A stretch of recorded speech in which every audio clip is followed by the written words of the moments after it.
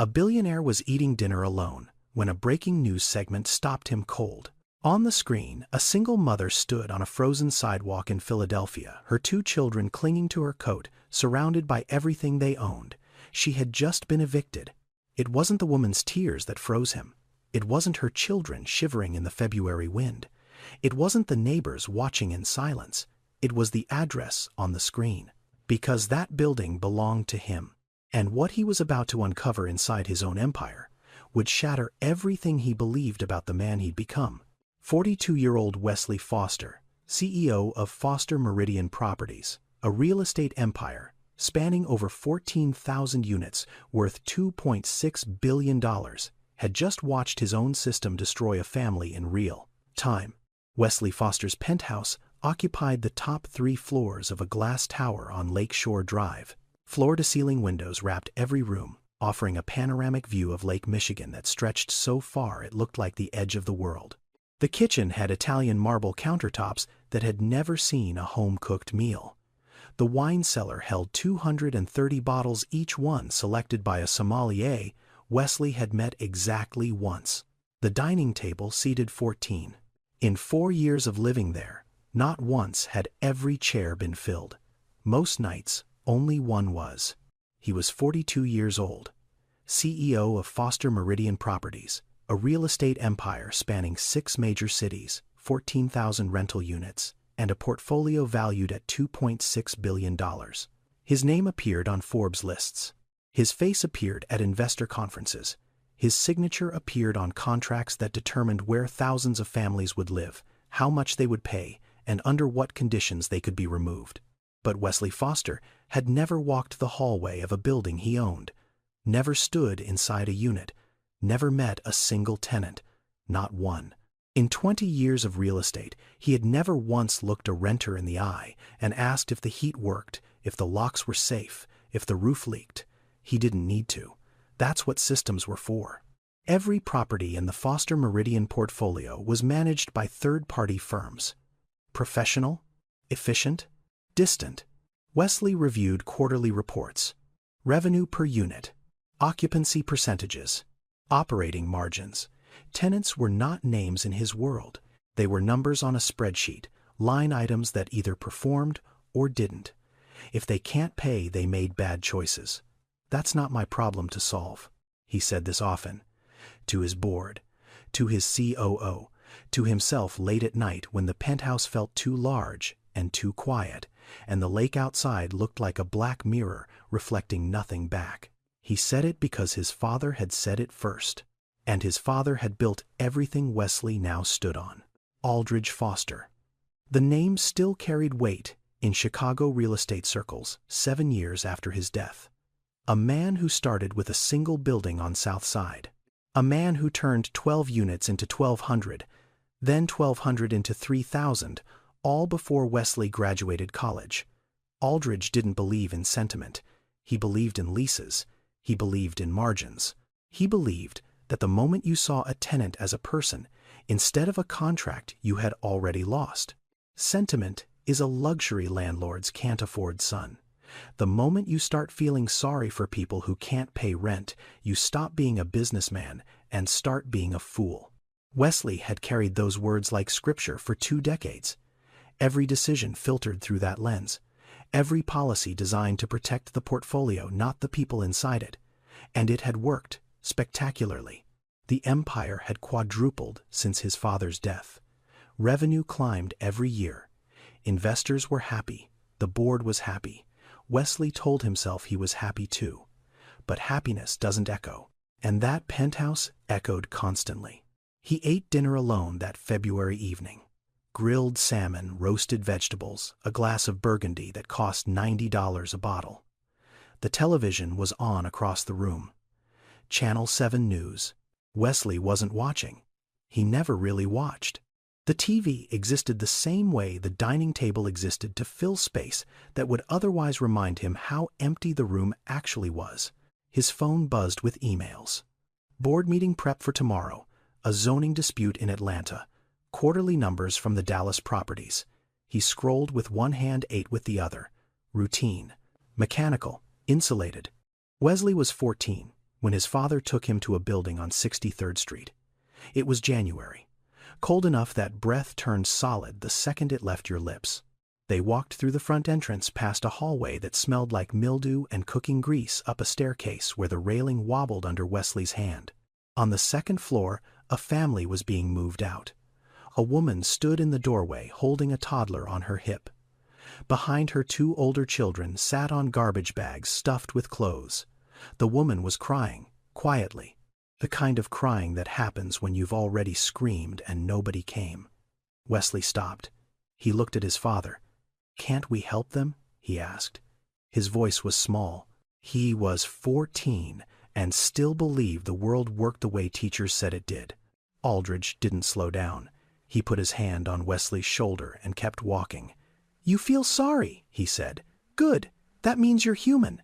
Now learn to stop. Pity doesn't pay mortgages." She didn't pay rent. That's the end of the story. Wesley looked back over his shoulder.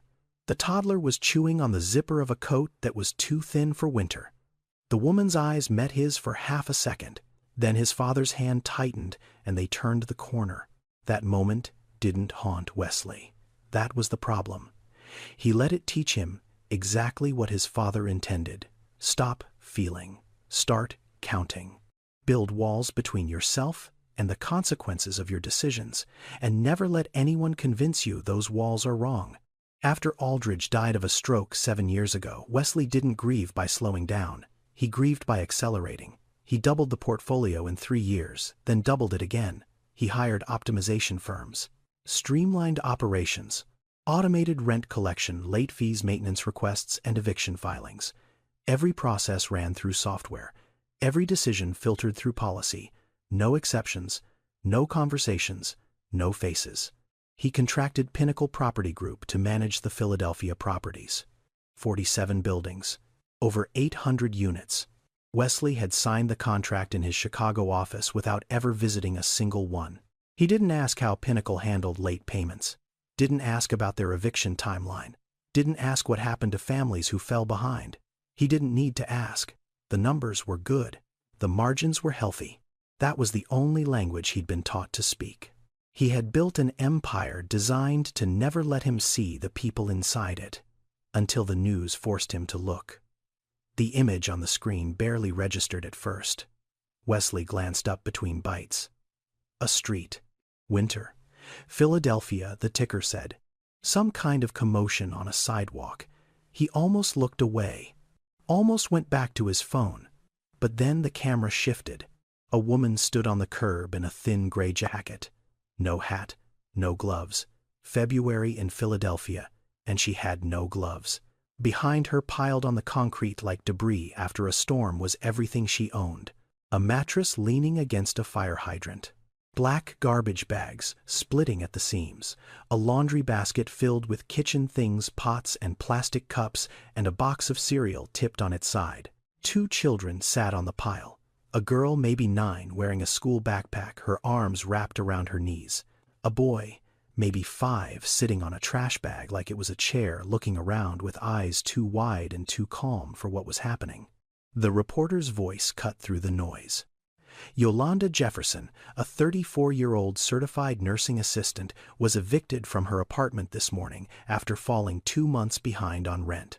Jefferson, a single mother of 2, lost her position at a community hospital 4 months ago during budget cuts. She says she contacted her property management company 11 times requesting an extension. None of her calls were returned. Wesley set down his fork. Something in the woman's posture held him. Not collapse, not performance, just stillness.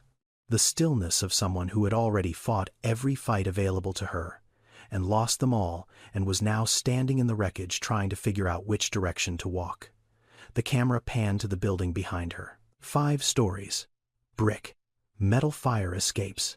A number above the entrance. 1847. Wesley didn't blink. The reporter continued. This building is part of the Foster Meridian portfolio, one of the largest residential real estate holdings in the country, owned by billionaire developer Wesley Foster. His fork hit the plate. The sound of metal on porcelain rang through the penthouse like a bell in an empty church. Wesley stood up, walked toward the television. His legs moved before his brain gave permission. 1847 Kensington Avenue. He opened his laptop, typed the address into the property management database. The screen loaded. Unit 312. Tenant Yolanda Jefferson. Lease start March of 2019. Monthly rent $1,150. Payment history 58 out of 60 months. Paid on time. Missed November. Missed December. Eviction filed January 14th. Eviction executed February 3rd. From missed payment to homeless. 6 weeks. That's all it took. 6 weeks to erase nearly 5 years of perfect tenancy. 6 weeks to put a mother and 2 children on a frozen sidewalk surrounded by garbage bags. His building, his tenant, his system. His fault. Wesley's hand hovered over the remote. On the screen, the reporter was interviewing a neighbor. But Wesley wasn't listening to the neighbor anymore. He was watching the children. The little girl Kezia, the reporter had called her, stood near her mother with a school backpack still strapped to her shoulders. 9 years old. Old enough to understand that what was happening was wrong. Old enough to feel the shame. She didn't cry. She just stood there, holding her backpack straps like they were the only solid thing left in her world. And the boy. Darnell. 5 years old, sitting on that garbage bag, with his legs dangling, looking up at his mother with a question on his face that the microphone barely caught. "Mama, are we camping?" Wesley's chest cracked open. A 5-year-old boy sitting on the remains of his home, asking if this was an adventure. Because that's what children do. They translate destruction into something they can survive. They build stories around catastrophe because the truth is too large for a body that small. And his mother had let him believe it, had swallowed her terror so completely that her son thought they were on a trip, had held herself together with such ferocious grace that the worst day of her life looked to a 5-year-old like camping. The reporter kept talking. Details piled up like evidence at a trial. Yolanda Jefferson had worked the night shift at a community hospital in North Philadelphia for 5 years. 5 years of 12-hour shifts. 5 years of waking up at 4 in the afternoon, getting her children fed and homework done, dropping them with a neighbor, and walking into a building full of suffering until sunrise. She'd been laid off when the hospital cut its nursing assistant staff by 40%. Budget shortfalls, funding gaps, the kind of language that sounds clean in a boardroom but bleeds on the ground. After losing her job, she'd applied to 47 positions in 4 months. 47. She'd gotten 3 interviews. None of them hired her. The reason was always the same, spoken or unspoken. She needed flexible hours because she had 2 children and no childcare. And in America, needing flexibility as a single mother wasn't a circumstance. It was a disqualification. She'd paid rent on time for 4 years and 10 months. 58 consecutive payments. Never once late. Then November came and the savings ran dry. She called Pinnacle Property Group. Once, twice, 5 times, 11 times total. She left voicemails. She sent emails. She walked into their office on Broad Street and sat in the lobby for 2 hours waiting to speak to someone. Nobody called back. Nobody met with her. Nobody offered a payment plan, a grace period, an extension, or even the dignity of a conversation. The system didn't have a button for compassion. It only had a button for eviction. And someone pressed it. The reporter signed off. The segment ended. The anchor moved on to weather. Wesley reached for the remote. He pressed the power button. The screen went black, but the image didn't disappear. It burned behind his eyes.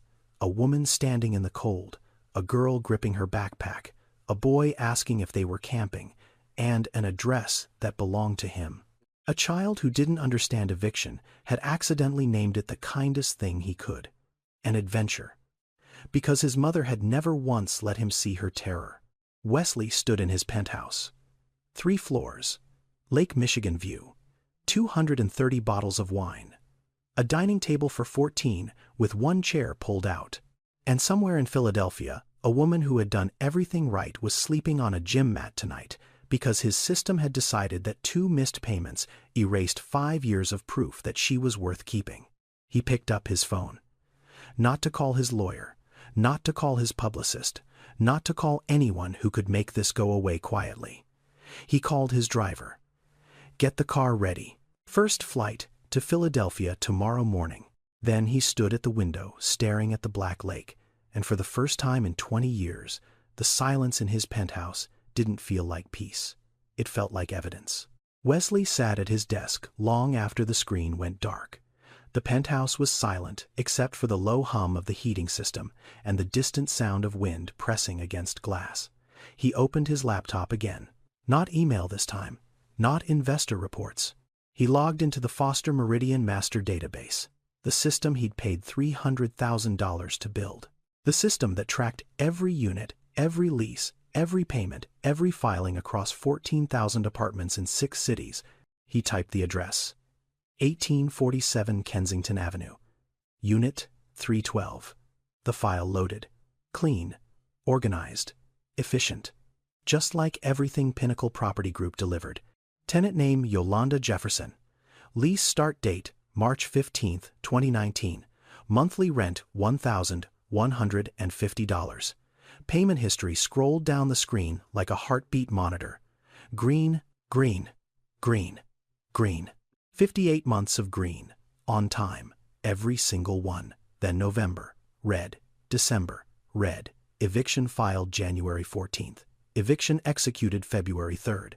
2 red marks after 58 green ones. That's all it took. Wesley clicked into the case notes. Pinnacle's internal log.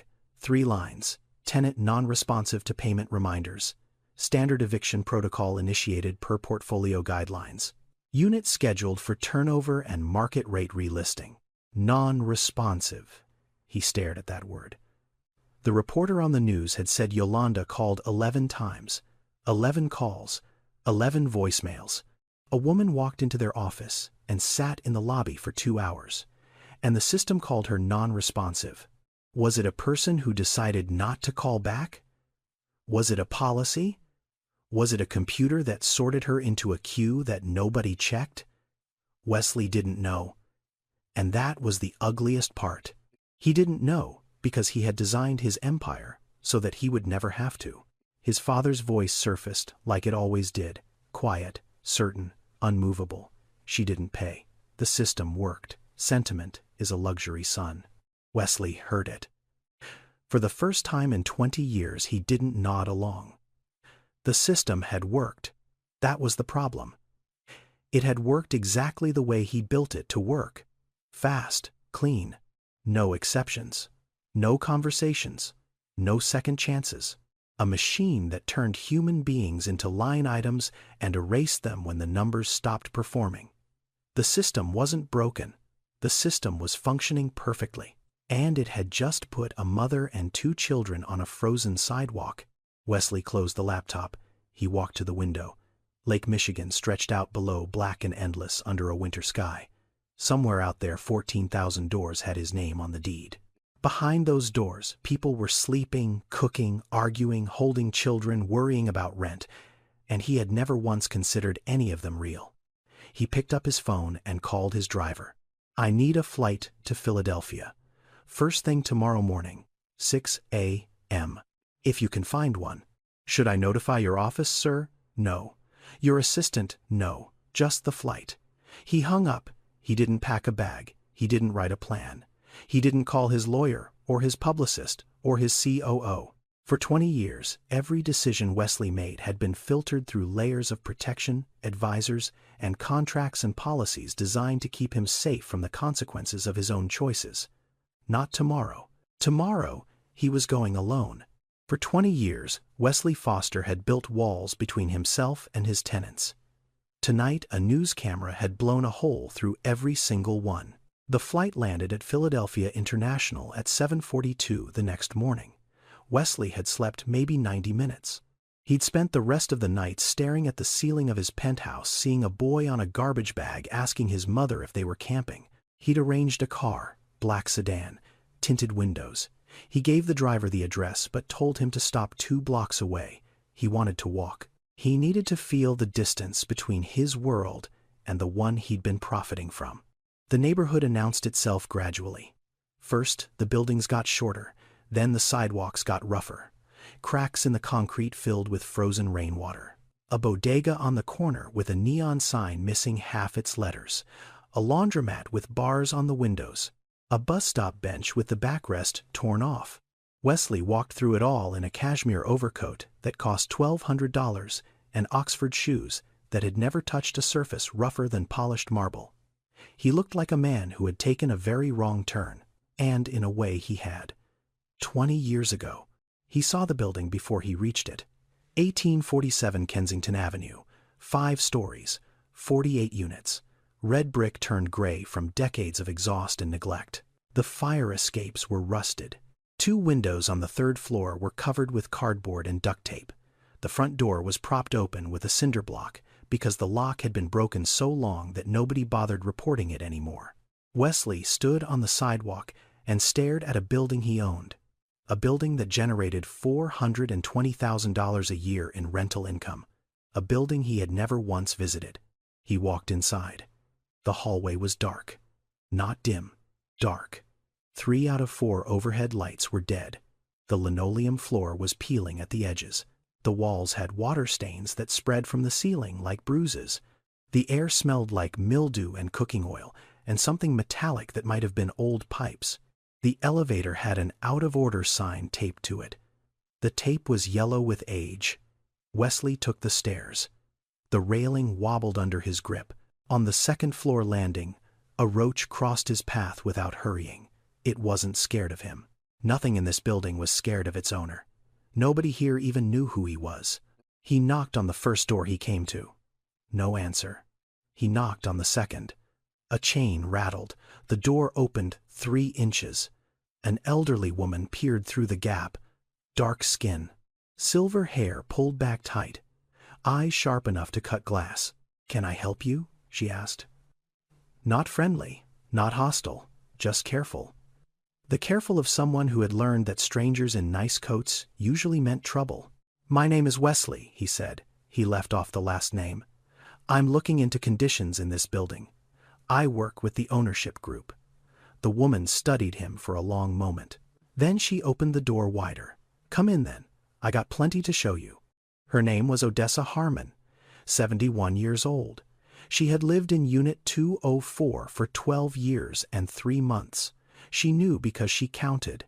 She counted everything. Days without heat, weeks without maintenance, months since anyone from management had returned a call. "The heat's been broken 3 weeks, she said, leading him into a living room where a space heater hummed in the corner. 3 weeks in February. I called Pinnacle 6 times. You know what they told me. They said they'd send someone. Nobody came. They just send letters about rent." Wesley looked around the apartment. The ceiling above the kitchen had a brown stain spreading outward like a slow explosion. The faucet dripped into a pot placed beneath it. The window frame had a gap where cold air whistled through, stuffed with a rolled-up towel. This was a unit generating $1,150 a month. This was what that money was buying. Not maintenance, not safety, not dignity, just extraction. "Did you know Yolanda Jefferson?" Wesley asked. "Unit 312. Odessa's expression changed, softened and hardened at the same time. That girl worked harder than anyone in this building. Night shifts, double shifts. Her babies were always clean, always polite, always had their homework done. She used to check on me when she got home in the morning, 6 a.m., and she'd knock on my door just to make sure I was okay." Odessa paused. Her jaw tightened. She didn't deserve what they did to her. None of us do. We pay our rent. We keep our heads down.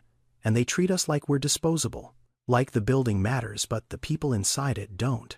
Wesley didn't respond. He stood in that dark hallway after leaving Odessa's apartment and pressed his back against the wall. The plaster was cold through his coat. Somewhere above him, a pipe clanked. Somewhere below, a child laughed. 14,000 units. 6 cities. $2.6 billion. And this is what it looked like from the inside. Not a portfolio. Not a spreadsheet. Not a quarterly report. A building where an old woman stuffed towels into window frames to survive the winter. Where a mother who never missed a rent payment got thrown into the cold because a management company decided she wasn't worth a phone call. Wesley Foster had built his empire from the top down. He had never once looked at it from the bottom up, until now. He left the building and drove straight to Pinnacle Property Group's regional office on Market Street. No appointment, no warning.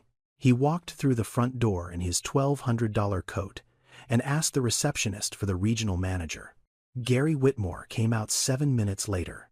Mid-50s, thinning hair, a smile that had been trained in customer service seminars. He didn't know why Wesley Foster was standing in his lobby. He didn't know about the newscast.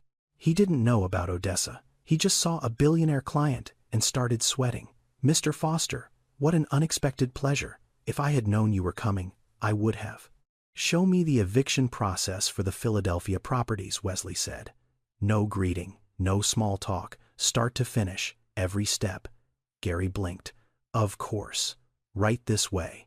They sat in a conference room with fluorescent lights and a whiteboard covered in property codes. Gary pulled up the process on his laptop, walked through it like a sales pitch. Rent due on the 1st. Grace period through the 5th. Late fee applied on day 6. $75 per day. Wesley stopped him. $75 a day, industry standard for the region, Mr. Foster. It's within legal limits. Wesley did the math in his head. A tenant who missed 1 month's rent of $1,150 would accumulate $2,250 in late fees within 30 days. That meant, by the time the eviction was filed, the tenant didn't owe 1 month's rent. They owed more than 3 months equivalent. A hole almost impossible to climb out of. "What happens after 30 days of non-payment?" Wesley asked. "We file for eviction, standard protocol. Is there any step between the late fee and the filing? Any outreach? Any call to the tenant?" Gary hesitated. "We send automated notices, text and email. And if the tenant calls you," another pause. "Longer this time. We process over 800 units in this region, Mr. Foster. Our team handles calls as capacity allows. We can't make individual exceptions without compromising operational efficiency. In the United States, more than 3.6 million eviction cases are filed every year. The vast majority of tenants facing eviction don't have a lawyer. Many don't even understand the legal process happening to them until the marshal shows up at their door. And in cities like Philadelphia, where housing courts are overloaded and legal aid is underfunded, the system isn't designed to protect tenants. It's designed to process them quickly, quietly, efficiently. For companies like Pinnacle, eviction isn't a last resort. It's a business tool. Remove a tenant paying below market rate. Renovate the unit with minimal upgrades. Relist it at a higher price. Turnover isn't a failure of the system. It is the system. And the people who own the buildings almost never see it happening. Because they're not supposed to. That's the whole point. Pull up Yolanda Jefferson's file," Wesley said. Gary typed. The file appeared. He read from the screen like he was reading a parking ticket. Unit 312. Non-payment. November-December. Eviction filed January 14th. Executed February 3rd. Standard protocol.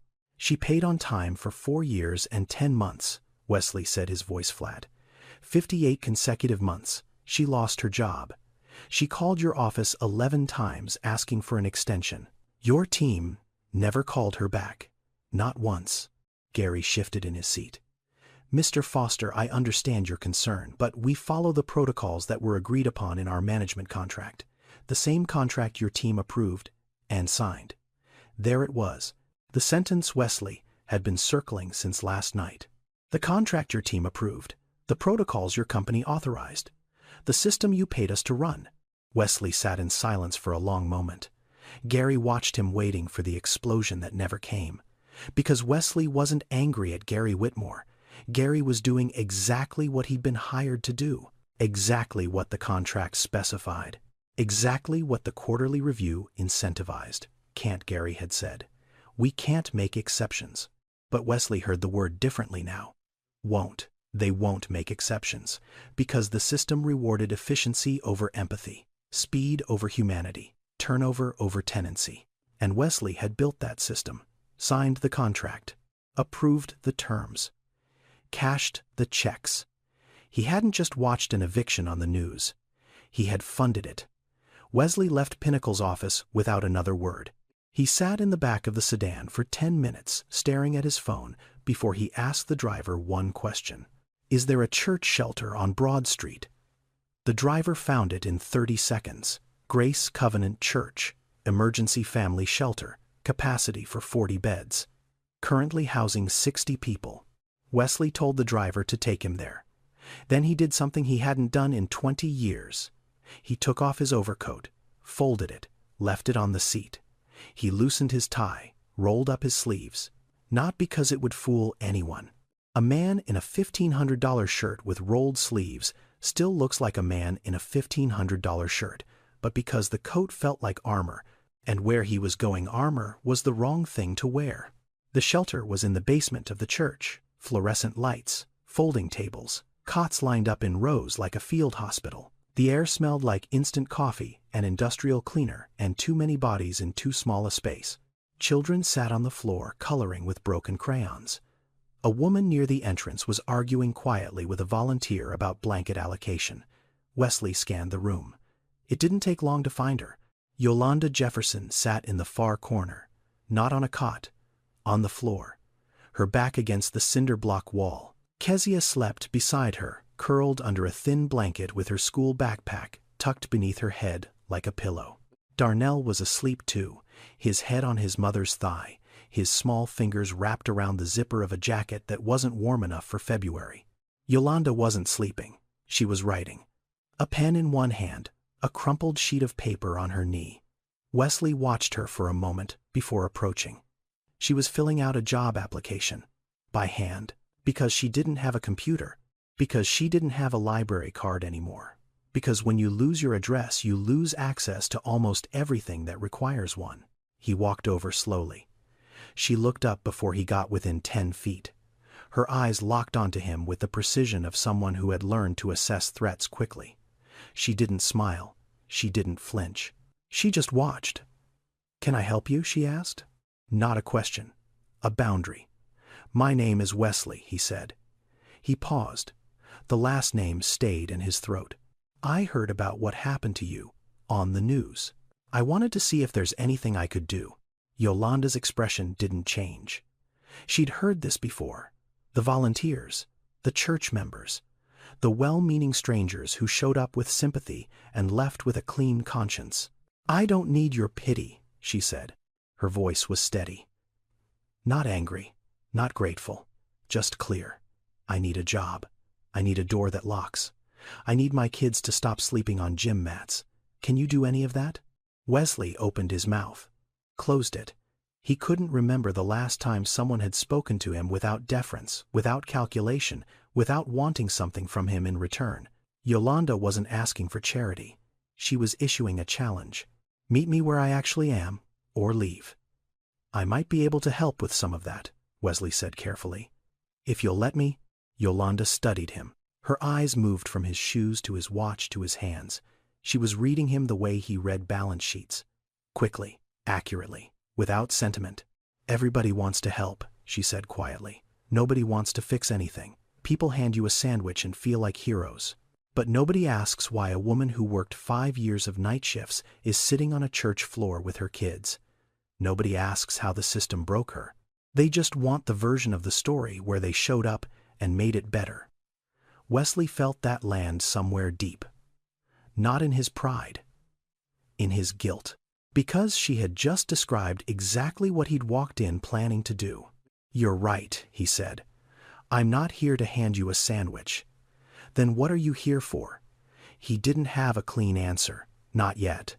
So he told the only truth available. "I'm here because I saw your son ask if you were camping. And I haven't been able to close my eyes since." Something shifted in Yolanda's face. Not trust, not softness, but the faintest crack in the wall she'd built around herself. The acknowledgement that this stranger had seen the one moment she had tried hardest to hide. She didn't invite him to sit. She didn't thank him. She just looked at him for a long time, then went back to writing her application. Wesley stood there, awkward, useless. A billionaire in a church basement who had no idea what to do with his hands. Yolanda Jefferson didn't look broken.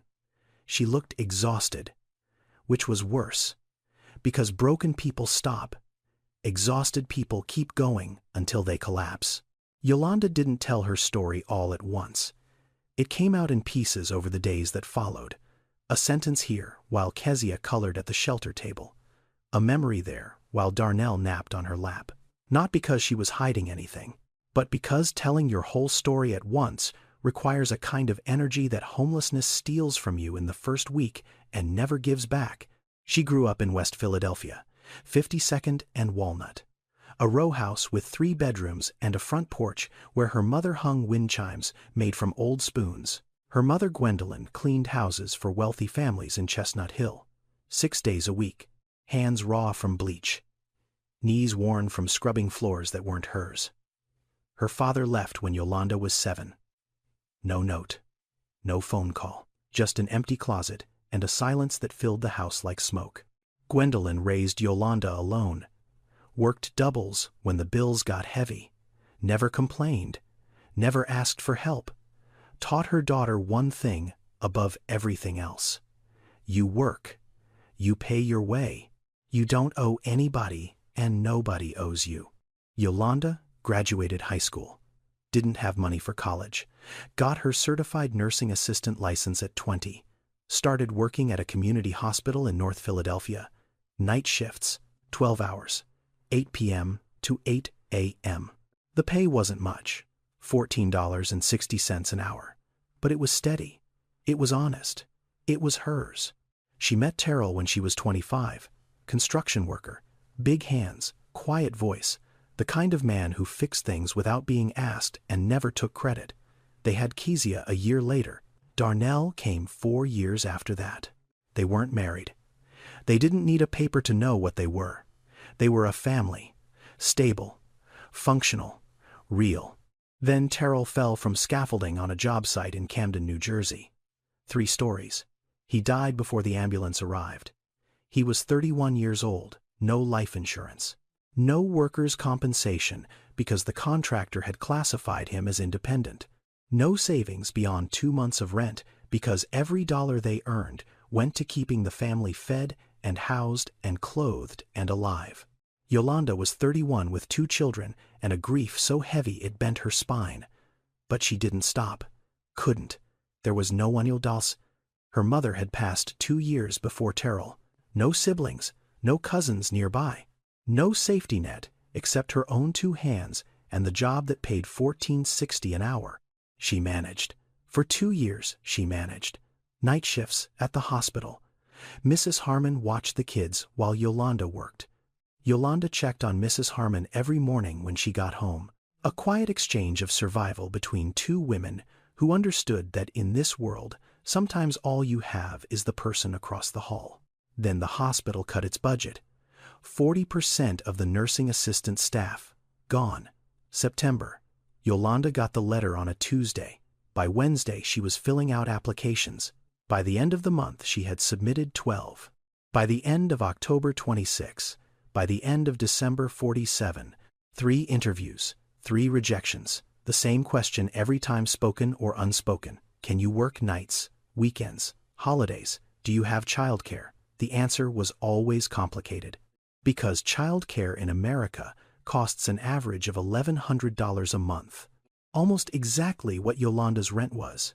You can't pay for childcare without a job, and you can't get a job without childcare. That's not a paradox. That's a trap, and millions of single mothers are caught in it right now today. While you're watching this, in the United States, 40% of Americans don't have $400 saved for an emergency. 40%. That means for nearly half the country, 1 job loss, 1 medical bill, 1 car repair is the difference between stability and freefall. Yolanda had exactly 2 months of savings when she lost her job. 60 days of breathing room. That's all that separated her from the sidewalk. The savings ran out in November. Rent was due. She didn't have it. She called Pinnacle. No answer. She called again and again. She sold the television first. Got $80 for a TV that cost $300. Then she sold her bed frame. Slept on the floor so Kezia and Darnell could keep theirs. Then, she sold her old phone, $45. Then, the microwave, $20. Each thing she sold was a piece of the life she'd built with Terrell. Each receipt was a small funeral for a version of herself she was losing one object at a time. But she never sold the kids' things. Never sold Kezia's books. Never sold Darnell's toy trucks. Because those were the only evidence her children had that childhood still existed. December came. Rent due again. Nothing left to sell. She walked into Pinnacle's office on Broad Street and sat in the lobby for 2 hours. Nobody came out. She left a handwritten note explaining her situation. Work history, payment record, the layoff, the applications. Everything laid bare on a single sheet of paper. Nobody responded.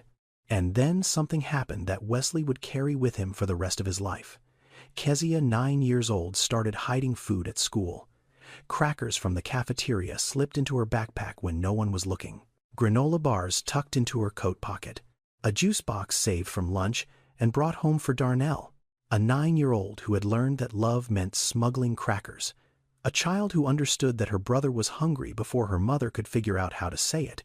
A girl whose childhood had been replaced by a responsibility no child should carry and no parent should have to witness. Yolanda found the crackers one evening, crumbled at the bottom of Kezia's backpack. She sat on the kitchen floor of the apartment she was about to lose and pressed her hands over her mouth so her children wouldn't hear her cry. Wesley visited the shelter 3 more times that week. He brought groceries, a warm coat for Darnell, new shoes for Kezia because her old ones had a hole in the left sole that she'd been stuffing with napkins. He didn't announce himself, didn't make speeches, just showed up, left things, sat with the children while Yolanda filled out applications. Kezia warmed up to him first. She showed him her drawings. Butterflies mostly. Butterflies and houses. Always houses. Every picture had a house in it somewhere. A square with a triangle on top and a door with a handle. The most basic architecture of safety, drawn over and over by a child who no longer had one. Darnell was shyer. But on the 3rd visit, he climbed onto the bench next to Wesley and handed him a broken crayon. "You can have the blue one," he said. "Blue is for the sky." Wesley took the crayon.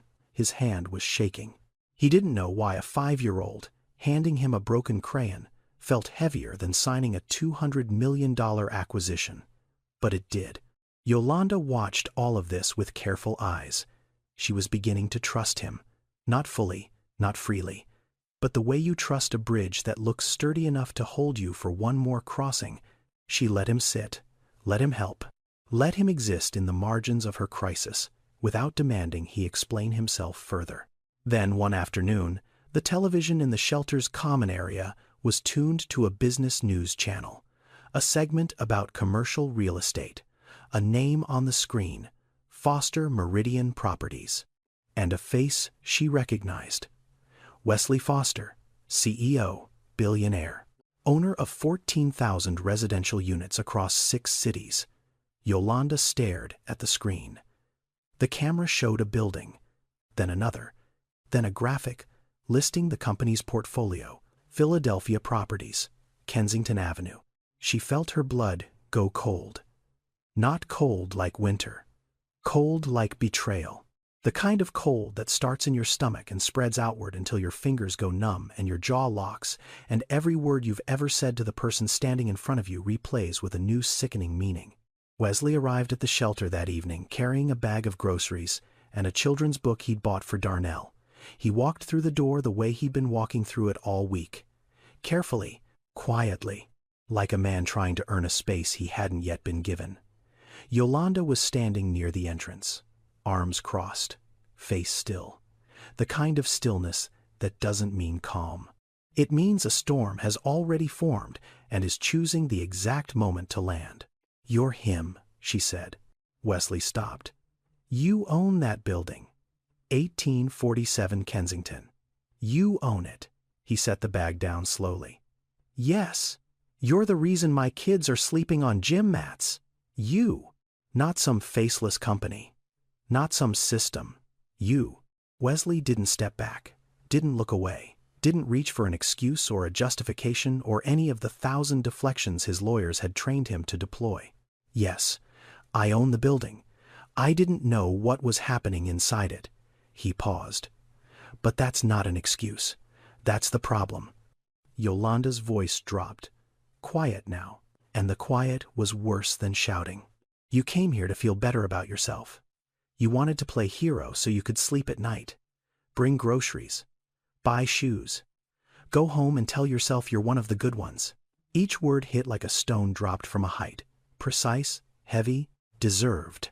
You wanted to be the savior of your own guilt, she said. I've seen men like you my whole life. You break something, and then you show up with flowers. Wesley stood in the middle of that shelter, surrounded by cots and broken crayons, and the smell of industrial soap, and he absorbed every word she threw at him. Not because he was strong, because she was right. Maybe, he said. Maybe that's exactly what I did. Maybe I came here because watching that news report made me feel something I haven't felt in 20 years, and I didn't know what to do with it except show up. He took a breath. But I'm here now, and I'm not leaving until I fix what I broke. Not because it makes me good, because it makes me responsible. Yolanda stared at him, her jaw tight, her eyes dry. She had cried enough in the last 3 months to last a lifetime. She wasn't going to waste another tear on a billionaire's guilt. She turned and walked away. Didn't say another word. Just walked back to her corner, where Kezia and Darnell were sitting on a cot. But Kezia had been watching. Those 9-year-old eyes that had seen too much. She looked at Wesley from across the room, and the question she asked traveled 15 feet through the shelter air and landed on his chest like a fist. Are you the man who took our home? Wesley couldn't answer. His throat closed, his eyes burned. He stood there in a church basement holding a children's book and a bag of groceries and realized that a 9-year-old had just asked him the only question that mattered. If this story is making you feel something, take a second to subscribe, because what happens next changes everything. Let's continue. Wesley left the shelter that night and drove to his hotel in Center City. A suite on the 14th floor. King bed, marble bathroom, room service menu on the nightstand. He sat on the edge of the bed and didn't move for a long time. Then he opened his laptop, not to check email, not to review reports. He logged into the Foster Meridian Master System and began pulling data he had never once looked at in 20 years of ownership. Eviction filings. All properties. All cities. Last 12 months. The number loaded on the screen. 847. 847 families evicted from Foster Meridian properties in a single year. He clicked deeper. Household composition of evicted tenants. 63% were single-parent households, more than 6 out of 10. Mothers and fathers trying to raise children alone, and his system had put them on the street. He kept clicking.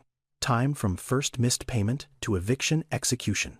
41% were evicted within 60 days of their first late payment. 2 months. The same timeline as Yolanda. Average tenancy of evicted renters before the missed payment. 3.2 years. These weren't people who moved in and stopped paying. These were people who had lived in his buildings for years, paid faithfully, and then hit one bad stretch that the system refused to forgive. His father's voice rose from the place it always lived. That quiet shelf in the back of his skull where Aldridge Foster's lessons sat like commandments carved in stone. The numbers work, son. That's all that matters. You can't run a business on feelings.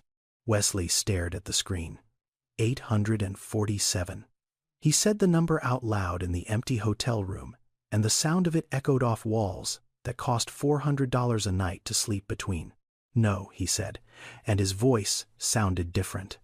Harder, clearer, like a man pulling a knife out of his own chest. The numbers worked for me. They destroyed everyone else. Wesley Foster had spent 20 years believing he was building wealth. He was building wreckage. The only difference between him and a storm was that he sent invoices. He picked up his phone, 217A. He called his COO, Derek Langston, in Chicago. Derek answered on the 4th ring. Groggy, confused. Wesley, it's 2 in the morning. What's freeze every eviction in the portfolio? effective immediately. Silence on the line. Then Derek's voice suddenly wide awake. Wesley, that's 14,000 units, across 6 cities. Do you have any idea what the legal liability? I said, freeze them, every single one. No new filings, no pending executions. Nothing moves until I say so. The board is going to... The board answers to me. And right now I'm telling you that not one more family gets put on the street by our company until I have personally reviewed how we got here. Is that clear? Derek paused. Crystal. Wesley hung up. He closed the laptop. He sat in the dark for a long time. Somewhere in this city, Yolanda Jefferson was lying on a gym mat. Her children pressed against her sides, wondering whether the man who had taken her home was also the man trying to give it back. And somewhere in his chest, in the place where his father's voice used to live, there was silence. Not peace, not yet, but silence. And silence after 20 years of the wrong voice telling you the wrong things was the first step toward hearing something true. 3 days passed before Yolanda called. Wesley had gone back to the shelter twice. Both times Yolanda refused to see him. He didn't push. He left an envelope with a volunteer and asked that it be given to her when she was ready. Inside was a single sheet of paper. No apology, no speech, just information. A 2-bedroom apartment. Unit 409. Same building. 1847 Kensington Avenue. Fully renovated. New heating system. New locks, new paint. Furnished with basic essentials. Rent-free for 6 months. After that, a graduated payment plan based on income, never more than 30% of whatever she earned. No late fees, no penalties, no pinnacle. Below the apartment details was a second section, a job placement program at Temple University Hospital, CNA positions available, flexible scheduling for parents, on-site childcare subsidy, an interview already arranged if she wanted it. At the bottom of the page, one handwritten line. This isn't charity, this is what was owed. Yolanda called on a Tuesday evening. Wesley answered before the first ring finished. I'm doing this for Kezia and Darnell, she said. No greeting, no small talk. Her voice flat and deliberate. Not for you. Not because I forgive you, not because I believe you. I'm doing this because my daughter is hiding crackers in her backpack and my son doesn't know what a bed feels like anymore. That's the only reason. I know, Wesley said. And I wouldn't trust you if you forgave me this easily. Silence on the line. A long one. Then Yolanda spoke again, quieter this time. When can we see it? Tomorrow. Whenever you're ready. The renovation had taken 72 hours. Wesley had brought in a crew of 12. New drywall where the old plaster was crumbling. A heating unit that actually worked. Windows that sealed properly. A kitchen faucet that didn't drip. New locks on every door. Deadbolt and chain. Because when you've lost your home once, the first thing you need isn't furniture. It's the sound of a lock clicking shut behind you. The apartment was simple. Not luxury. Laminate countertops. Basic carpet. A couch from a warehouse store. A kitchen table with 4 chairs. But it was clean. It was warm. And it was safe. Kezia walked in first. She moved through the apartment, slowly touching everything. The walls, the light switches, the refrigerator door. She opened it and closed it 3 times. Then she walked into the smaller bedroom and stopped. A twin bed with a purple comforter, a small desk with a lamp, a bookshelf empty waiting to be filled. Mama, she said, is this my room? Yes, baby, just mine, just yours. Kezia sat on the bed, pressed her hand flat against the comforter. Then she lay back and stared at the ceiling like she was memorizing it, like she needed proof that it would still be there when she closed her eyes. Darnell ran in a minute later. He found the second bedroom, a small bed with a blue blanket, a plastic bin of building blocks in the corner. He climbed onto the mattress and bounced once, twice. Then he looked at Yolanda with those wide 5-year-old eyes. Mama, is this our home for real? Or are we just visiting? Wesley was standing in the hallway. He heard the question and had to turn away. A 5-year-old boy who had lost the concept of home so completely that he couldn't tell the difference between living somewhere and passing through. A child who had learned that everything could be taken at any moment, so he'd stopped believing anything could stay. Yolanda knelt down and held Darnell's face in both her hands. "This is our home, baby. For real. We're staying." Darnell looked at her, searched her face for the truth, the way children do, not with logic, but with instinct.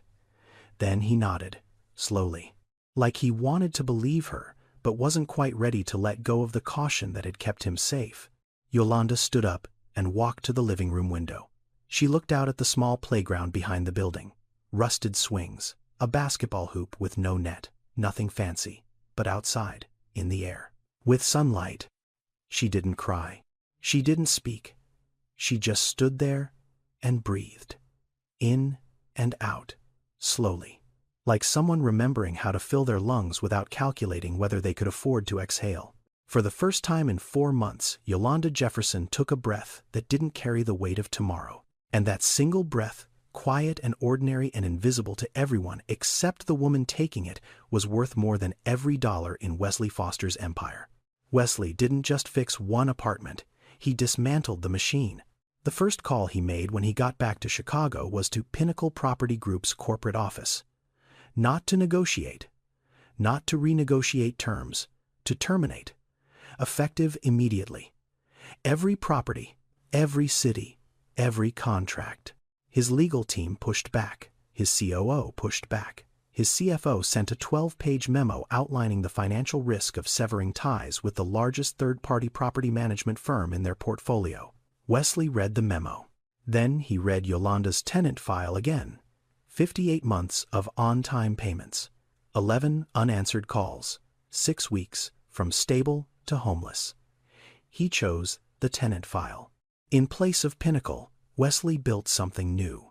An in-house property management division with a single rule that overrode every other policy in the handbook. Before any eviction filing could be submitted, 3 conditions had to be met. First, a minimum of 3 direct in-person contact attempts with the tenant. Not emails, not automated texts. A human being knocking on a door and asking what happened. Second, a free financial counseling session offered to every tenant who fell behind. Not mandatory, just available. Third, a 30-day review period where a tenant advocate, not a lawyer, not a property manager, but someone whose job was to represent the renter, would assess whether the situation was temporary or permanent. 3 steps. That's all it took.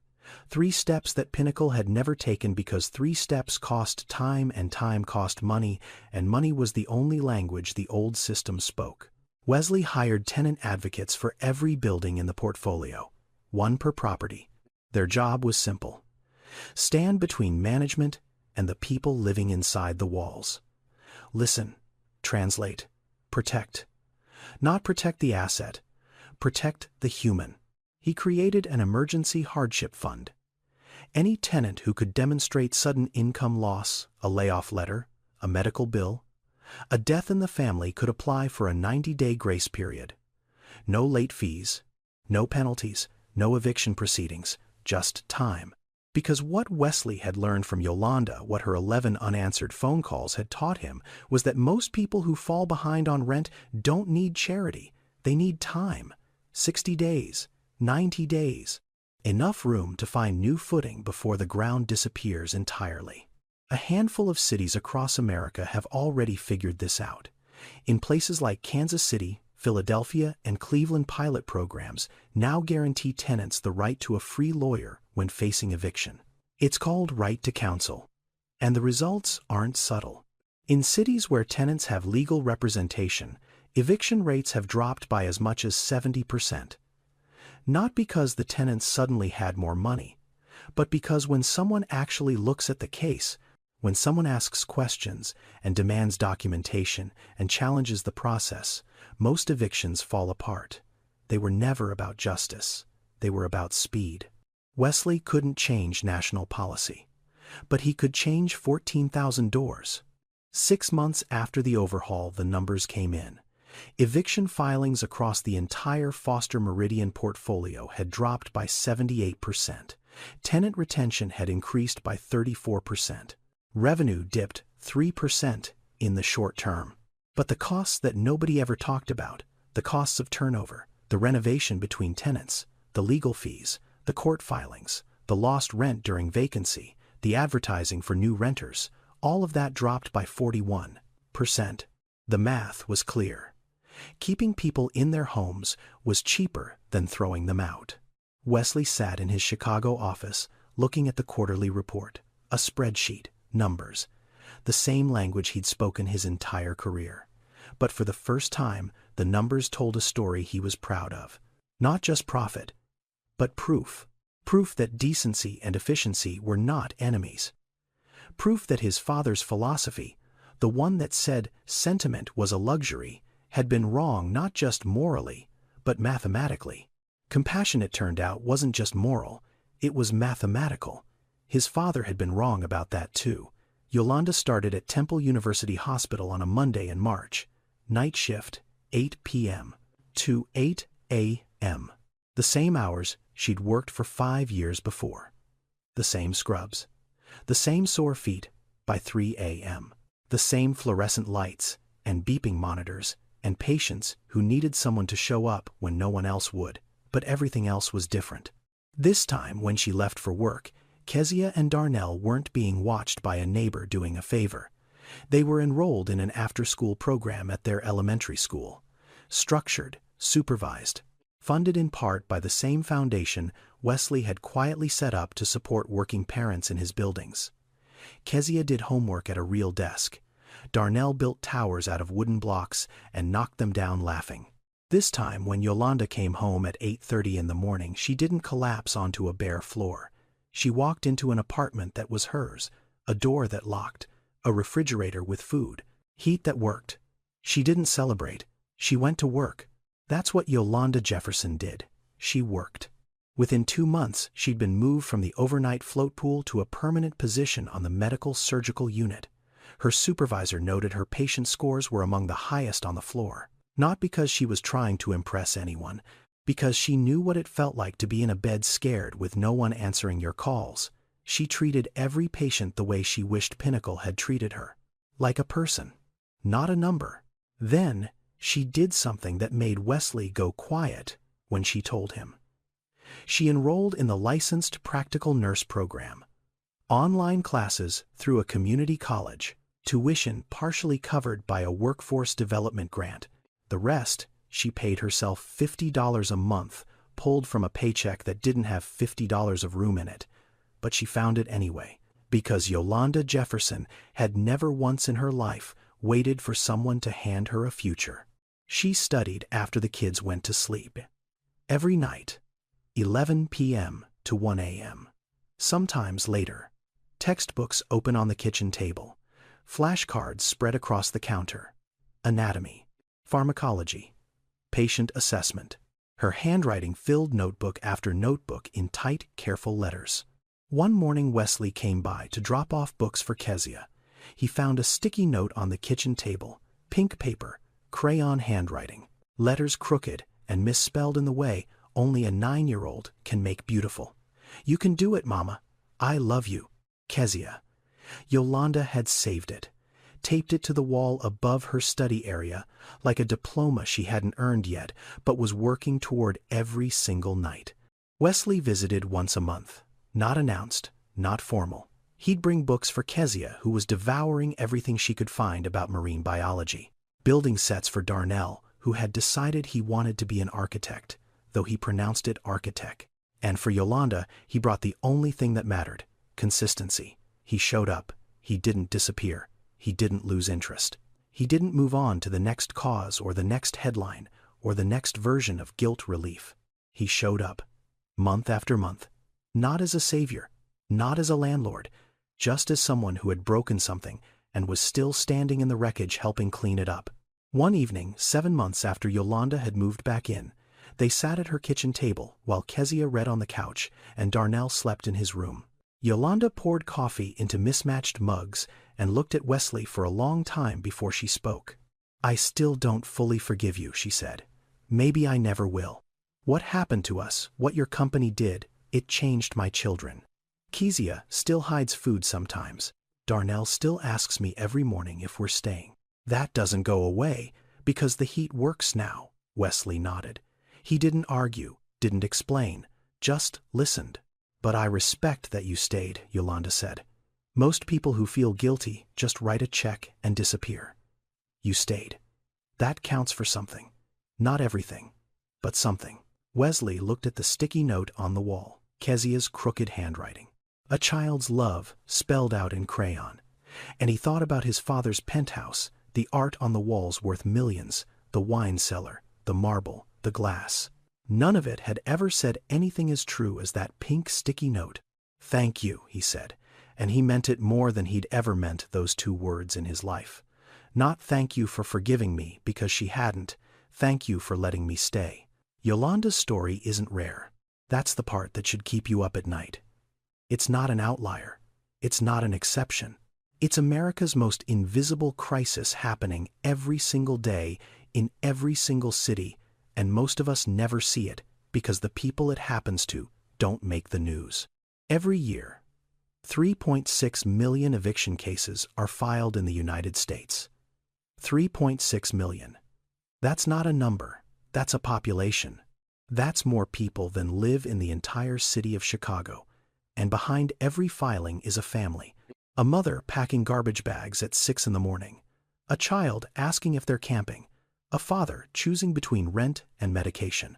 Real people making impossible choices inside a system that offers no mercy and even less time. 1 in 4 American renters spends more than half their income on housing. Half. That means a single missed paycheck, a single medical emergency, a single car repair can push a family from stable to evicted in less than 60 days. And once the eviction is filed, the cascade begins. You lose your address. That means your children lose their school enrollment. You lose your school enrollment, and childcare falls apart. Childcare falls apart, and you can't work the hours your job requires. You lose your job, you lose your income. Your credit score drops because the eviction stays on your record for 7 years. And with a damaged credit score, no landlord will approve your next application, so you end up in a shelter, or a car, or on a sidewalk in February with everything you own in garbage bags. It's not a single failure, it's a chain reaction. And it starts with a door closing behind you. The impact falls heaviest on those who can least afford it. Black women are evicted at twice the rate of white women. Children who experience eviction are 4 times more likely to be hospitalized and twice as likely to drop out of school. The trauma doesn't end when the family finds a new place. It lives in the body. In the way a child flinches when someone knocks on the door. In the way a mother checks the mailbox with her heart in her throat every 1st of the month. But here's what the data also shows. Solutions exist. Emergency rental assistance programs, the kind that give families a few $100s to bridge a gap, prevent homelessness at a fraction of the cost of shelter beds, and emergency services. Right to counsel programs, where tenants get free legal representation, reduce successful evictions by up to 70%. Mediation programs, where landlords and tenants sit across a table and actually talk, resolve disputes before they ever reach a courtroom. None of these are radical ideas. None of them require reinventing the system. They just require someone deciding that the people inside the buildings matter as much as the buildings themselves. Wesley couldn't fix a national crisis. He knew that. One man with one portfolio couldn't undo decades of policy failure and structural inequality, and a housing market designed to extract maximum profit from people with minimum options. But he could fix his 14,000 doors. He could change the way his system treated the human beings who called his buildings home. And Yolanda Jefferson, a woman who had hidden crackers in her daughter's backpack and slept on a gym mat and called a management company 11 times without a single answer, had shown him exactly where to start. 18 months later, Wesley Foster stood at a podium inside a building he almost didn't recognize. 1847 Kensington Avenue. Same address, same brick, same 5 stories. But everything else had changed. The front door had a working lock. The hallway lights were on. The walls had been replastered and painted a warm gray, that made the space feel like somewhere people lived, not somewhere people survived. The elevator worked. The fire escapes had been repaired. And on the ground floor, where a storage closet used to collect mildew and broken furniture, there was now a community room with folding chairs and a small stage and windows that let in actual daylight. The room was full. Tenants from the building, social workers from 3 organizations, legal aid attorneys, housing advocates, reporters from 2 Philadelphia stations and 1 national outlet, city council members who had suddenly become very interested in tenant protections now that a billionaire was funding them.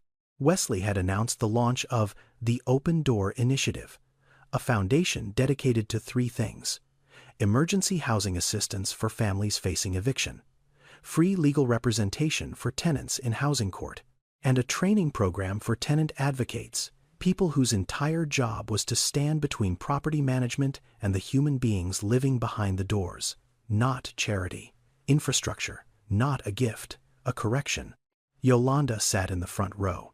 She wore a simple navy blue dress she'd bought with her own paycheck from Temple University Hospital, where she now worked as a licensed practical nurse. Her LPN certificate was 3 weeks old. She'd passed on her first attempt.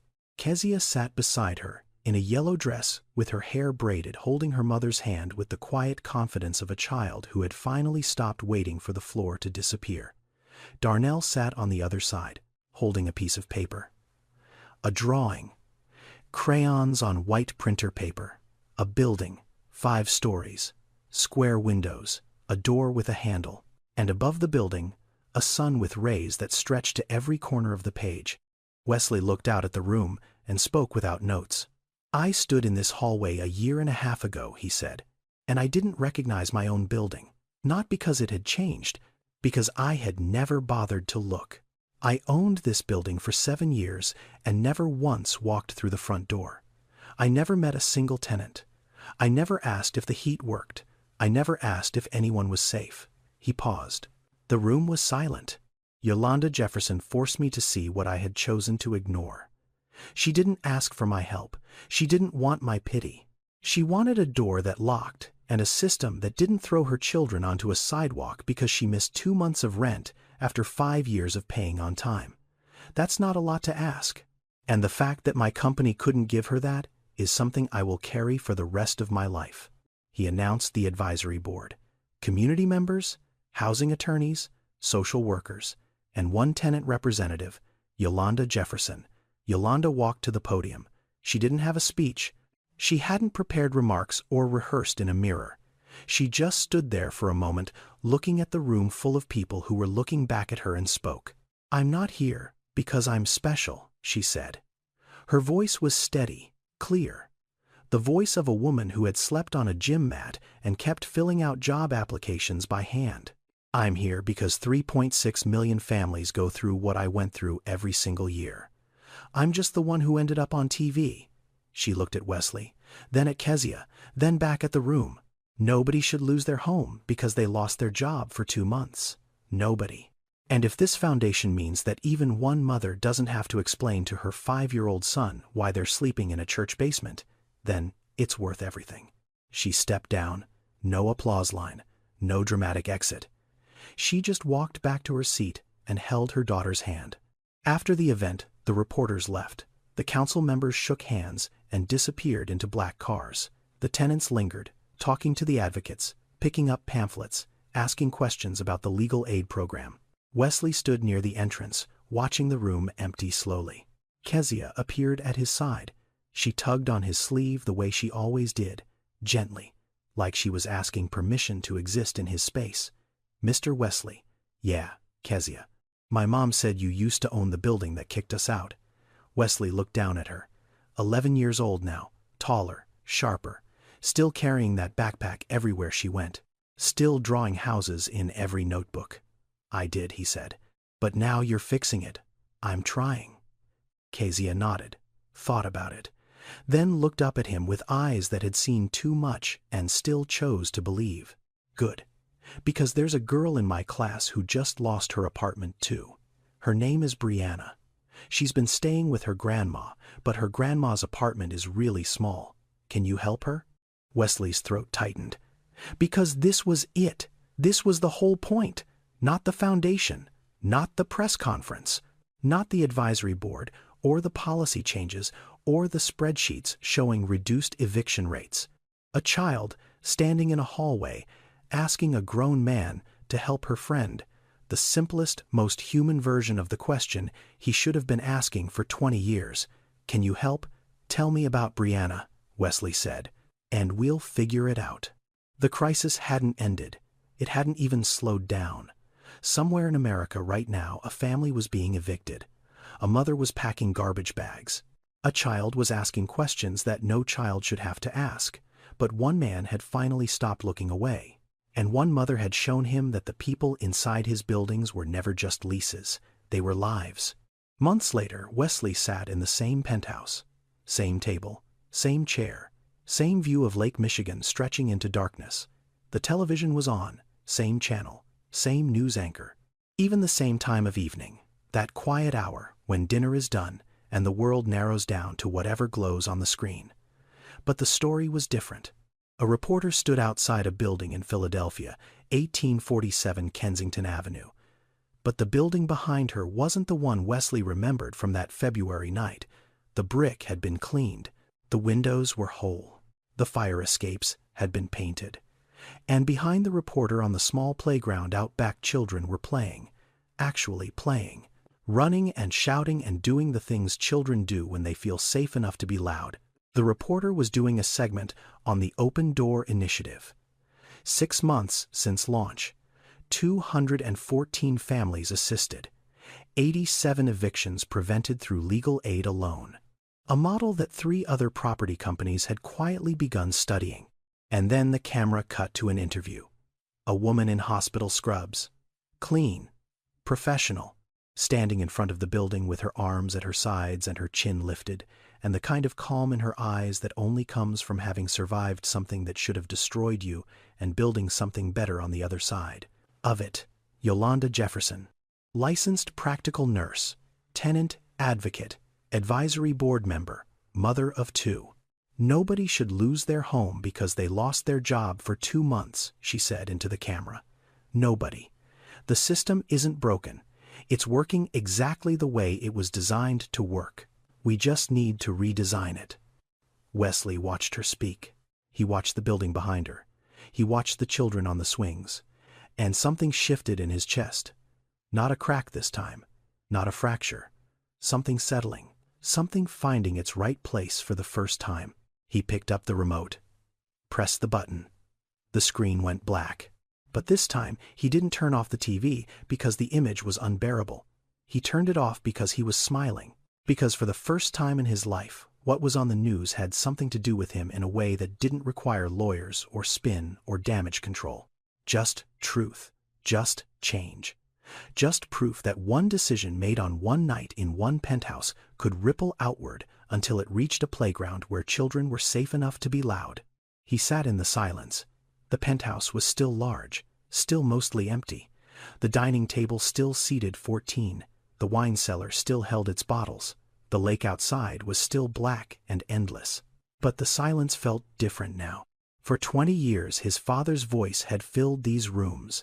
That low certain whisper that told him sentiment was weakness, tenants were numbers, and compassion was a luxury he couldn't afford.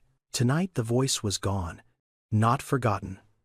Wesley would never forget his father. But the recording had been overwritten. Replaced by other voices. Kezia asking, "But now you're fixing it." Yolanda saying, "I don't need your pity. I need a door that locks." Darnell asking, "Mama, is this our home for real?" Mrs. Harmon saying she didn't deserve what they did to her. None of us do. Those were the voices that lived in his walls now, and they were louder than anything Aldridge Foster had ever said. Wesley Foster had built an empire that made people invisible. It took one woman on a news screen to make him see. The eviction he'd watched on TV that February night wasn't just a story, it was a mirror. And for the first time in his life, he didn't look away. He thought he'd been watching someone else's crisis. He'd been watching his own failure. And the moment he recognized the address, it wasn't just his building, It was his responsibility. It had always been. The screen was dark. The penthouse was quiet. Somewhere in Philadelphia, Yolanda Jefferson was putting her children to bed in an apartment with a lock on the door, and heat that worked, and walls that didn't let the wind in. Somewhere in that same building, Mrs. Harmon was asleep in a unit with a fixed radiator and a ceiling that no longer leaked. And somewhere in a classroom, a girl named Kezia was drawing another house. Square walls, triangle roof, door with a handle, sun in the corner, always a sun. Now, before you go, I want to be honest with you for a moment. This story is fictional. Wesley Foster and Yolanda Jefferson aren't real people. I made them up. The names, the buildings, the conversations, none of it happened exactly the way I told it. But the crisis is real. Every number I mentioned in this video is documented.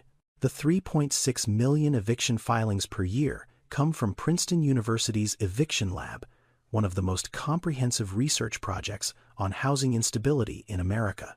The racial disparities, the impact on children, the 60-day spiral from stable to homeless, all of that is real. The National Low-Income Housing Coalition tracks it. The data is public. You can look it up tonight. I wrote this story because I believe the way we talk about poverty matters. We say, people lost their home like they misplaced it somewhere, like it slipped behind the couch. They didn't lose it. Systems failed them. Landlords looked away. Management companies pressed a button. And the rest of us changed the channel. If this story made you uncomfortable, good. Discomfort is where change begins. Not policy papers, not statistics, not speeches at conferences. Discomfort. The kind that sits in your chest after you hear a 5-year-old ask his mother if they're camping. The kind that makes you wonder how many Yolandas live in your city right now tonight, filling out job applications by hand on a shelter floor. If you or someone you know is facing eviction, call 211. It's a national hotline that connects you to local housing resources, emergency rental assistance, and legal aid. Most states have legal aid societies that offer free representation for tenants in housing court. You don't have to face it alone, and you don't have to figure it out without help. The system is hard, but there are people fighting to make it less hard, and knowing they exist is the first step. Thank you for staying until the end. If this story hit you, subscribe and share it with someone who needs to hear it. Not for the algorithm, for the conversation. Because the more we talk about this, the harder it becomes to look away. See you in the next one.